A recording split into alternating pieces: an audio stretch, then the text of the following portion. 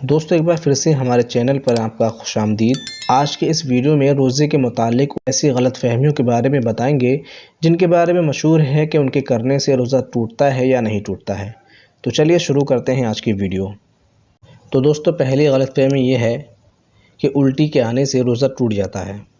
صحیح مسئلہ یہ ہے کہ خود سے کتنی بھی الٹیاں آئیں روزہ نہیں ٹوٹتا ہے، لیکن اگر کسی نے جان بوجھ کر یعنی انگلی وغیرہ منہ میں ڈال کر الٹی کی اور وہ الٹی منہ بھر کر ہو تو روزہ ٹوٹ جائے گا، جبکہ روزہ دار ہونا یاد ہو۔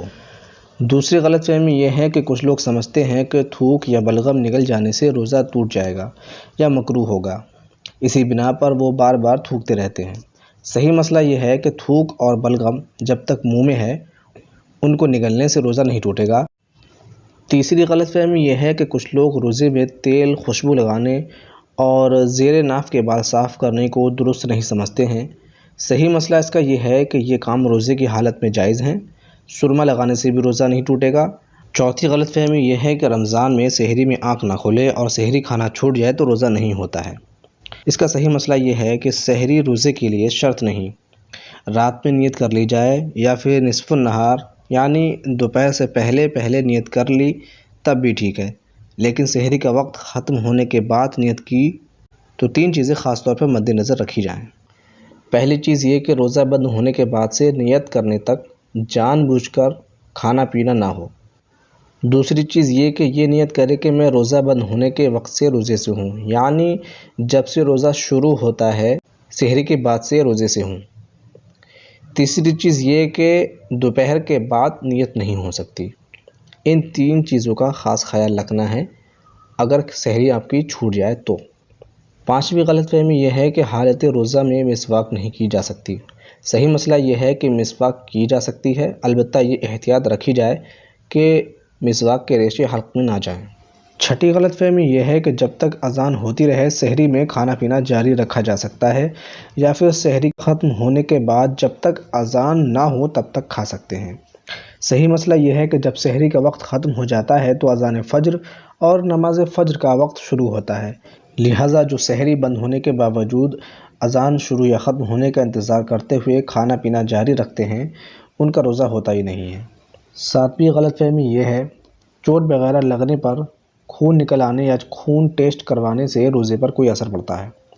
صحیح مسئلہ یہ ہے کہ جسم سے کوئی چیز باہر آنے پر روزہ نہیں ٹوٹتا ہے، لہٰذا ٹیسٹ کے لیے خون نکلنے یا زخمی ہونے پر خون بہنے سے روزہ نہیں ٹوٹے گا۔ روزہ کسی چیز کے ڈائریکٹ پیٹ یا دماغ تک پہنچنے پر ٹوٹتا ہے، البتہ چند صورتیں خاص ہیں جیسے کہ روزہ یاد ہوتے ہوئے بھی جان بوجھ کر الٹی کرنا۔ آٹھویں غلط فہمی یہ ہے کہ روزے میں انجیکشن لگانے سے روزہ ٹوٹ جائے گا۔ صحیح مسئلہ یہ ہے کہ انجیکشن لگانے سے روزہ نہیں ٹوٹتا ہے، چاہے نس میں لگائے جائے یا گوشت میں، شدید ضرورت ہو تو ڈرپ بھی لگوائی جا سکتی ہے۔ نویں غلط فہمی یہ ہے کہ روزے میں عطر یا خوشبو سونگھنے سے روزہ ٹوٹ جاتا ہے۔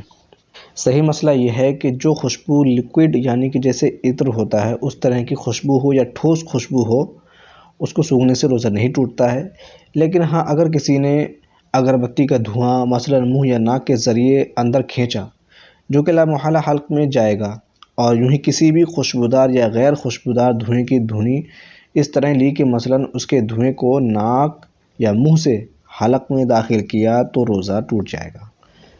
10ویں غلط فہمی یہ ہے کہ کچھ لوگ سمجھتے ہیں کہ ٹوتھ پیسٹ کرنے سے روزہ ٹوٹ جاتا ہے۔ صحیح مسئلہ یہ ہے کہ مطلقاً ہر صورت میں ٹوتھ پیسٹ کرنے سے روزہ نہیں ٹوٹتا ہے، ہاں اگر ٹوتھ پیسٹ کے ذرات حلق سے نیچے اتر گئے تو اب روزہ ٹوٹ جائے گا۔ اسی بنا پر روزے کی حالت میں ٹوتھ پیسٹ کرنے سے علماء کرام منع فرماتے ہیں کہ اس کے ذرات کا حلق سے نیچے اترنے کا اندیشہ ہوتا ہے۔ اگر ذرات حلق سے نیچے نہ اتریں تب بھی ٹوتھ پیسٹ کرنا مکروہ ہے۔ 11ویں غلط فہمی یہ ہے کہ کچھ لوگ سمجھتے ہیں کہ جو مرض یا کسی اور درست عارضی یا بغیر عذر کے روزہ چھوڑ دے تو فدیہ دینا اس کا متبادل ہے، یعنی فدیہ دے کر چھوٹ سکتے ہیں۔ صحیح مسئلہ یہ ہے کہ ایسا سمجھنا درست نہیں۔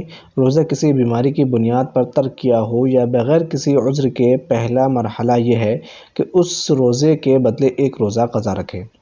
فدیہ صرف اس صورت میں متبادل ہوگا جب بڑھاپے کی وجہ سے روزہ رکھنے کی قدرت نہ ہو، نہ ہی آئندہ قدرت ملنے کی امید ہو، اور 12ویں غلط فہمی یہ ہے کہ کچھ لوگ سمجھتے ہیں کہ روزے کی حالت میں ٹھنڈک کے لیے نہانا کلی کرنا مکروہ ہے۔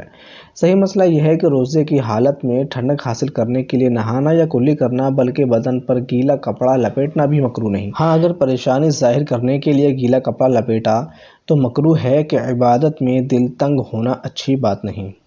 13ویں غلط فہمی یہ ہے کہ کچھ لوگ سمجھتے ہیں کہ کلی کرتے ہوئے اگر غلطی سے پانی حلق سے اتر جائے تو روزہ نہیں ٹوٹتا۔ صحیح مسئلہ یہ ہے کہ مطلقاً ایسا سمجھنا درست نہیں۔ درست مسئلہ یہ ہے کہ جب روزہ دار ہونا یاد ہو تو اگرچہ پانی غلطی سے حلق سے اترا ہو روزہ ٹوٹ جائے گا۔ ہاں، اگر روزہ دار ہونا یاد نہ ہو تو اب اگر جان بوجھ کر پانی پیے حلق سے اتارے روزہ نہیں ٹوٹے گا۔ دوسرے لفظوں میں یوں سمجھیے کہ بھول کر کھانے پینے سے روزہ نہیں ٹوٹتا، لیکن بطور خطا کھانے پینے سے روزہ ٹوٹ جائے گا۔ 14ویں غلط فہمی یہ ہے کہ کچھ لوگ سمجھتے ہیں کہ ہر قسم کا روزہ خواہ فرض ہو، واجب یا نفل، خواہ رمضان کا ادا روزہ ہو یا قضا، اس کے توڑنے سے کفارہ لازم ہوگا۔ صحیح مسئلہ یہ ہے کہ ہر روزہ توڑنے سے کفارہ لازم نہیں ہوتا، بلکہ صرف رمضان کا ادا روزہ توڑنے سے کفارہ لازم ہوتا ہے، اور اس کی بھی مخصوص شرائط ہیں جو فقہ کی کتاب میں مذکور ہیں۔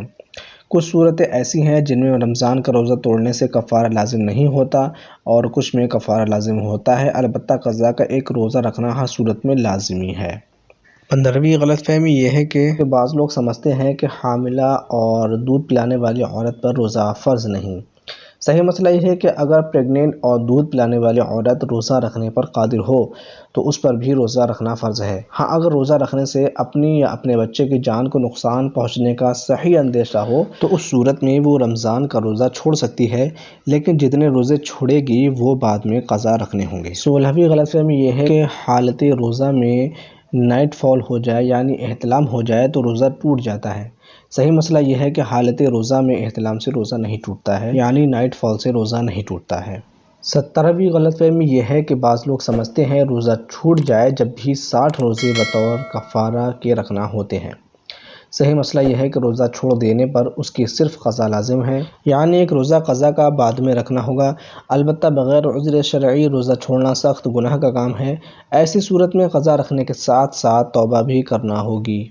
امید کرتا ہوں دوستوں آپ کو ویڈیو پسند آئے گی انشاءاللہ۔